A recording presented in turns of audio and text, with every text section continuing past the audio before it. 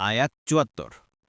والذين آمنوا وهاجروا وجاهدوا في سبيل الله والذين آووا ونصروا أولئك هم المؤمنون حقا لهم مغفرة ورزق كريم অনুবাদ আর যারা ঈমান এনেছে হিজরত করেছে এবং আল্লাহর পথে জিহাদ করেছে আর যারা আশ্রয় দান করেছে এবং সাহায্য করেছে তারাই প্রকৃত মুমিন তাদের জন্য ক্ষমা এবং সম্মানজনক জীবিকা রয়েছে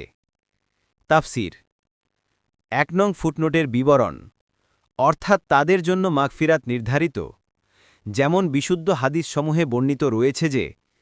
ইসলাম গ্রহণ যেমন তার পূর্ববর্তী সমস্ত পাপকে নিঃশেষ করে দেয় তেমনিভাবে হিজরত তার পূর্ববর্তী সমস্ত পাপকে নিঃশেষ করে দেয় মুসলিম। পরবর্তী তাফসিরে যেতে ভিডিওটি শেষ হওয়ার পূর্বেই এই বক্সে ক্লিক করুন। ভয়েস বা উচ্চারণে অনিচ্ছাকৃত ত্রুটি ক্ষমাসুন্দর দৃষ্টিতে দেখবেন ইনশাআল্লাহ।